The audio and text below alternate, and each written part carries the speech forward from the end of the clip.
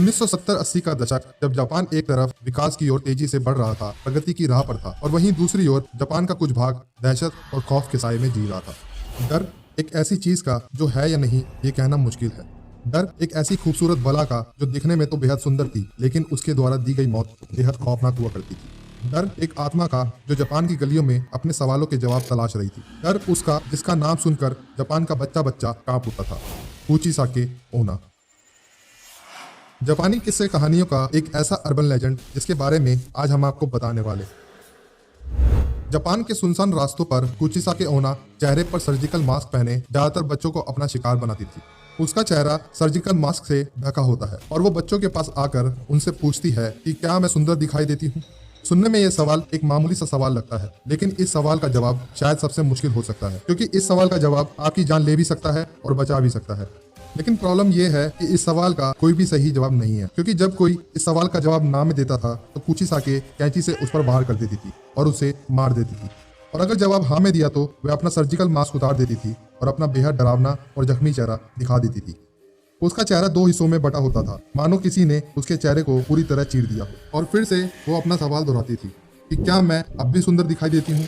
कुचिसाके का डरावना चेहरा देखने के बाद अगर कोई उसके सवालों का जवाब ना में देता तो भी वो उसे मार देती, और अगर जवाब हाँ होता तो भी कुचिसाके अपनी कैंची से जवाब देने वाले के चेहरे पर भी ठीक अपने जैसा घाव बना देती, जिससे लोगों की मौत हो जाती थी।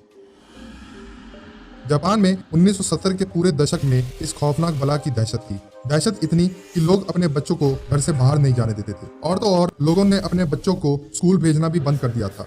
और कुचिसाके के शिकार बने बच्चों और कुछ अन्य लोगों की खबरों से वहां के अखबार भरे रहते थे। ऐसे बहुत से लोग थे जिन्होंने ये दावा तक किया कि उन्होंने कुचिसाके ओना नाम की इस आत्मा को देखा है।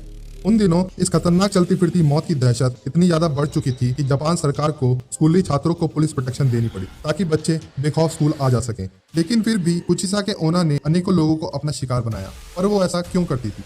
ये कहानी शुरू होती है जापान के हियान पीरियड के दौरान, लगभग 1200 से 800 साल पहले।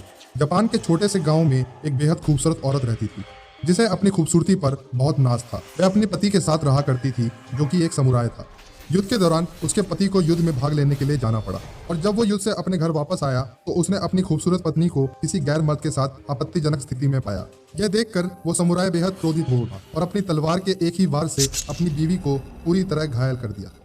इस तलवार के घात से उस औरत का मुंह पूरी तरह फट गया। अब कौन तुम्हें खूबसूरत कहेगा? इतना कहकर वो समुराय हमेशा हमेशा के लिए अपना घर छोड़कर चला गया। समुराय की तलवार के घात ने उस औरत के सुंदर चेहरे पर एक बेहद भद्दी और डरावनी स्माइल जैसा घाव बना दिया था। जब उस औरत ने अपने चेहरे का ये हाथ देखा तब उसे ये महसूस हुआ कि जिस खूबसूरती पर उसे नाज था वो चेहरा अब बेहद डरावना दिखाई देता है। तो वह यह सदमा बर्दाश्त नहीं कर पाई और उसने अपने घर में रखी कैंची से अपनी जान ले ली। वो खूबसूरत औरत मर गई और सबको लगा ये कहानी खत्म हो गई। लेकिन लगभग 800 साल बाद वो फिर से जाग गई और बन गई एक खौफनाक रहस्य जिसे कहते हैं कुचिसाके ओना। आज भी जापान के कई लोगों का मानना है कि कुचिसाके ओना आज भी जापान की सुनसान गलियों में घूम रही है अपने अगले शिकार की तलाश में। अगर आपको कहानी पसंद आई हो तो इसे लाइक करें और कमेंट करके बताएं कि आपको कहानी कैसी लगी, और इसे ज्यादा से ज्यादा शेयर करें और चैनल को सब्सक्राइब करके बेल आइकन को दबाएं ताकि आप मेरी कोई भी कहानी मिस न करें। मैं आपसे मिलूंगा अगली कहानी में। Thank you very much.